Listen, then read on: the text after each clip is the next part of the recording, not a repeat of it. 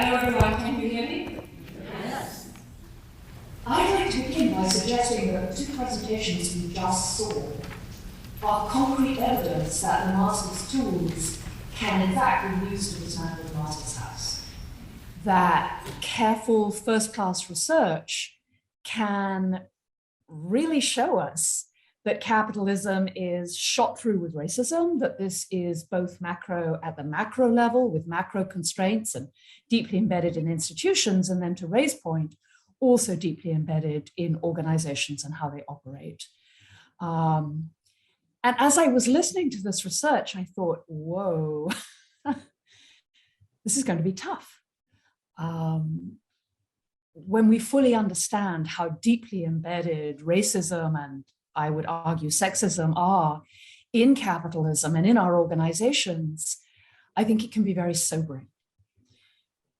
And I would like to talk about whether there are things we can do beyond research to really make a difference against these problems. My scholarly work is in innovation and in the economics of organization. My work in innovation led me to look at organizations, and in fact I don't call it compassionate love, I call it relational contracts, but whether high performance work organizations are really more productive and more creative than low performance work organizations.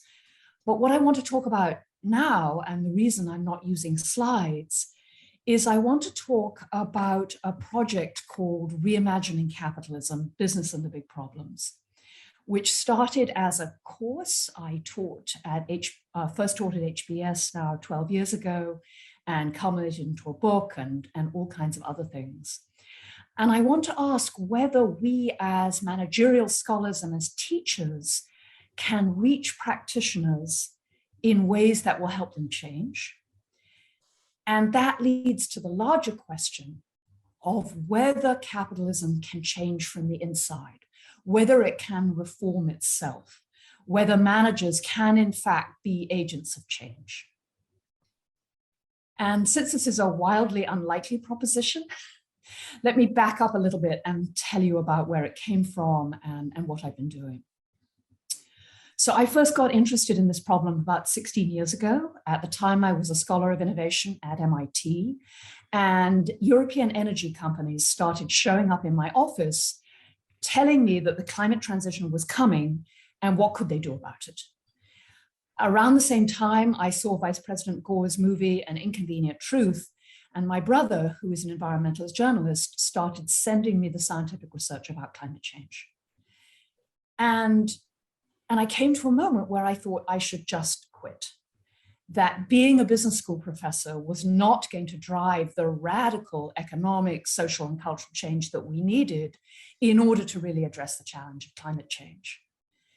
And I was talked into staying actually by my friends in environmental NGOs who said, no, business can play a real role in this transition. So I got very interested in that question, stayed at MIT, helped launch the first sustainability course at the MIT Business School. And 13 years ago, was recruited to HBS to help found the Business and Environment Initiative. And I started teaching a course called Reimagining Capitalism, Business and the Big Problems. It was called Business and the Big Problems because working with the students, it became very clear very quickly that they didn't want to just talk about climate change. They wanted to talk about inequality and systemic racism and ethnic exclusion. They wanted to talk about the big public goods problems and whether business could in fact make a difference against these problems. So we started working together.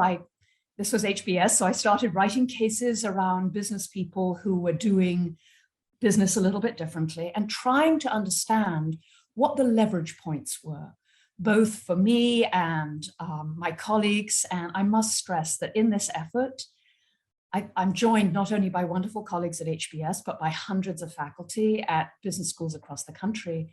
And I would say by thousands of business people. That this question, can business people actually self-reform? Can business be different? Is a very live question. Lots of people are working on it. So I'm just one. But the leverage point I thought was the most useful to go after was the schema. And Ray, I loved your paper. I studied organizational change forever, and I think your explication of the ways in which organizations reproduce routinized behavior and the interaction between schema and resources, I mean, I just thought it was so consistent with my experience in organizations. And I love the concept of schema, because that's what I decided to go after. So, and it's not just me, lots of us decided this, is it's not about profits. That the idea that the sole goal of the firm is to maximize profits is a historical anachronism, a moral abomination, and a disaster in the world.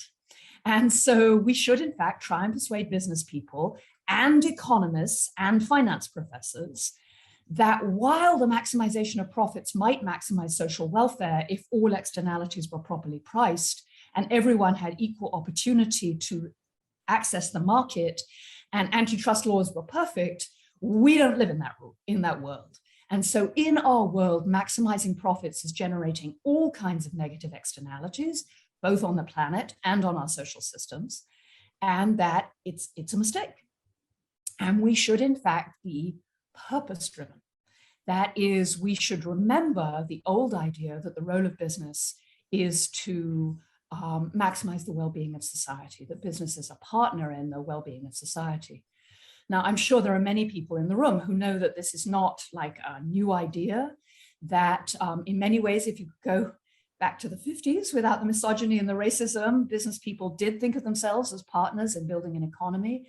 That if you look at the German and Japanese experience, that there were moments when business and government and finance worked together.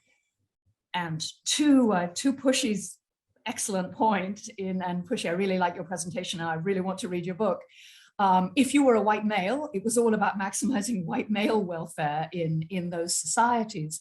But the idea that firms should do nothing but focus on profit is a very odd one and a relatively recent one. So I started a course. I started working with a group of economists on a project we called The Problem with the Theory of the Firm. The heart of that project was the idea that, okay, you've told me maximizing profits is my moral duty, the only thing I should do. Well, one of the best ways to maximize profits is to capture the legislature, fund climate denial, push back against minimum wage legislation, basically subvert the democracy I'm in. That can't be what we meant by maximizing welfare. And so there's a fundamental flaw in the theory of the firm as it's expressed in economics and finance, that basically the strength of the external institutions is completely taken for granted. There is no satisfactory theory of where the constraints on the market come from and why they should survive. And this is a project that's been taken up by economists and business school professors across the country. And I started going out and talking to managers about this. So here's the question. Can working with managers around these ideas, which I think is kind of the ultimate master's tool in some ways, can it actually change the system? So I've been working this for about 16 years now. Let me tell you what I think I've learned. Firstly, the first pass answer is no. That without a massive sequence of social movements, without fundamental changes in our politics, without real political action, without a strong, democratically accountable government that has the resources and the legitimacy to write the right rules, to constrain the way business behaves, we're sunk. Now, I don't think this is going to be a surprise to anyone in this room. That, could business completely self-regulate their way to a solution of these kinds of problems? Absolutely not. So let me ask an easier question, which is, could it make a difference if a segment of business came to believe that the purpose of business was in fact to maximize social welfare, that they should treat their employees with dignity and respect, that they should decentralize power, that they should, in fact, authentically engage with the large problems we face and design their business strategy around some of those large problems, so that the goal of the firm became, in the words of Colin Meyer at Oxford, who's done a lot of great work in this area, the goal of the firm should be to solve public problems profitably. And every firm, or some fraction of firms, came to believe that that was their role. Would it make a difference? So I'm going to suggest the answer might be yes. And that we're seeing some encouraging signs that, in fact, these kinds of leaders, which occur at every level in the organization, it's easy to think they're CEOs, but my research suggests some of the most powerful leaders in this space are much lower down in firms. They're divisional presidents or they're project leaders.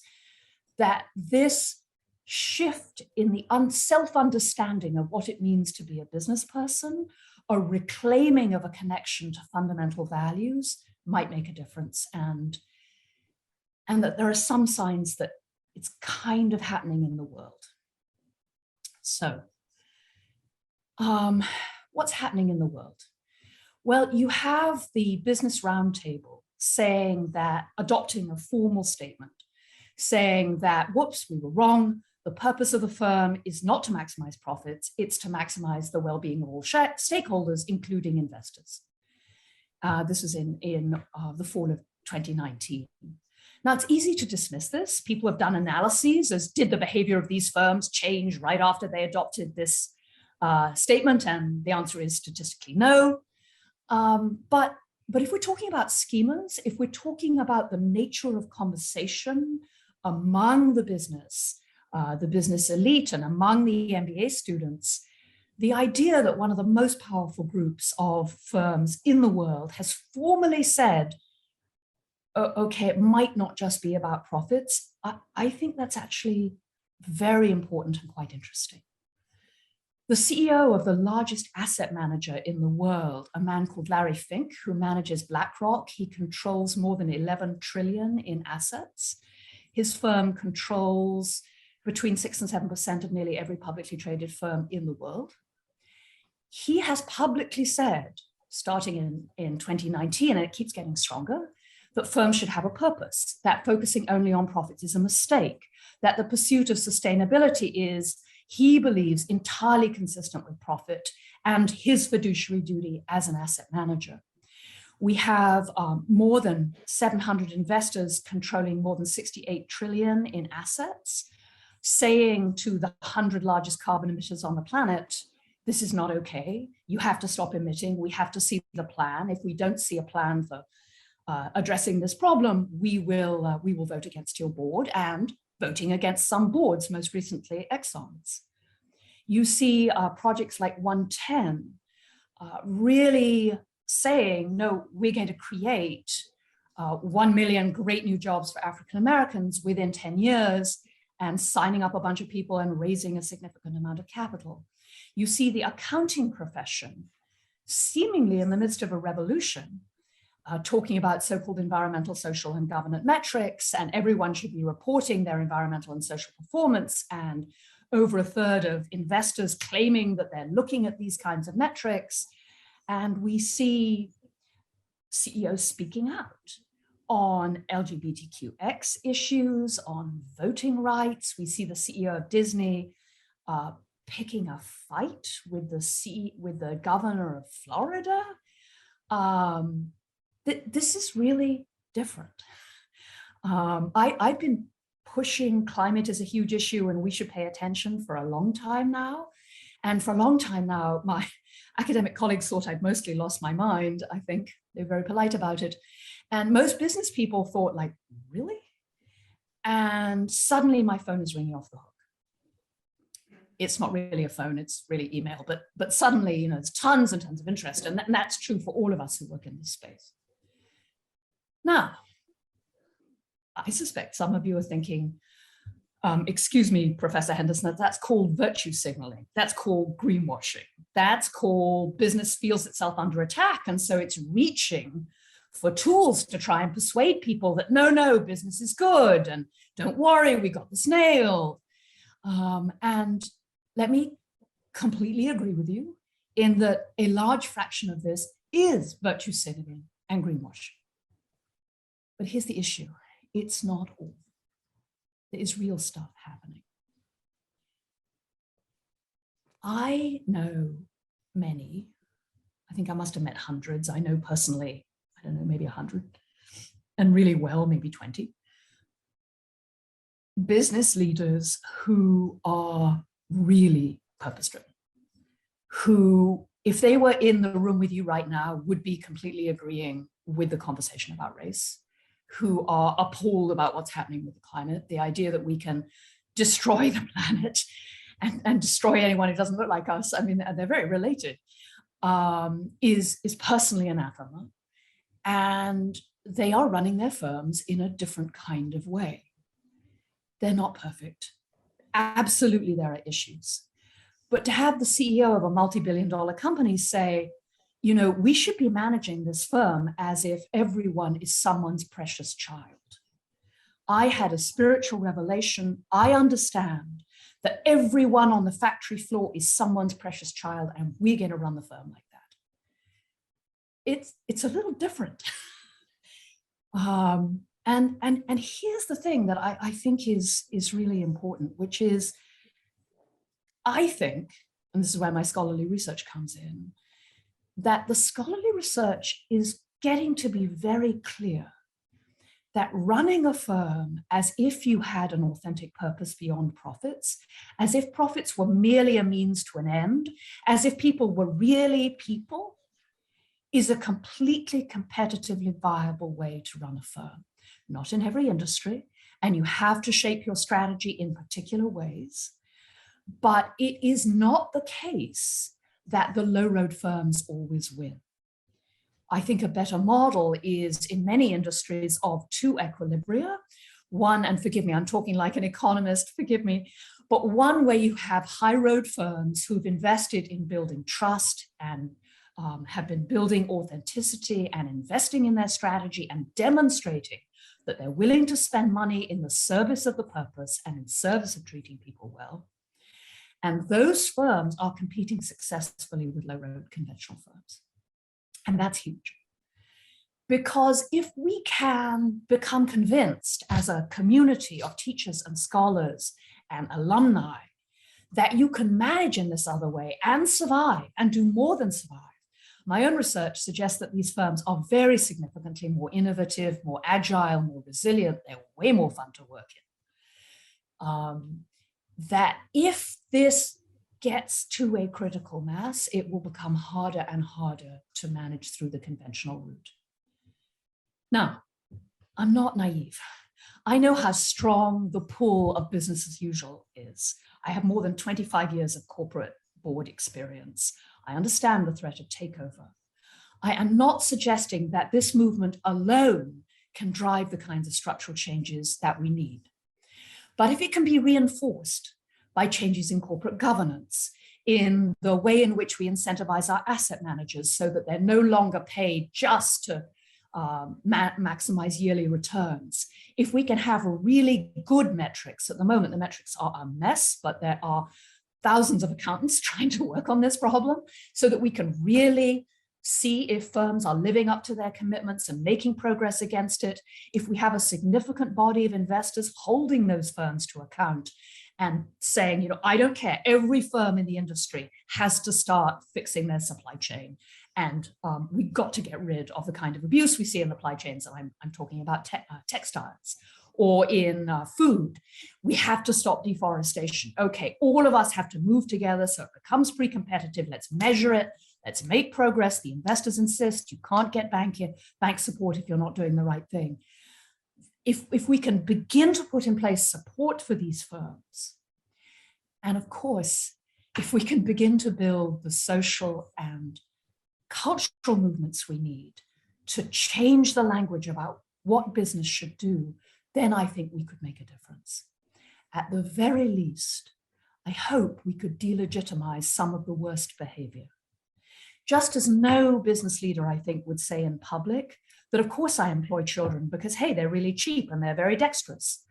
It should be the case that no business leader should say in public, oh, of course, I burn fossil fuels and pay no cost and dump my waste into the sea and poison the ocean. And of course, yes, I have a diversity program, but you know.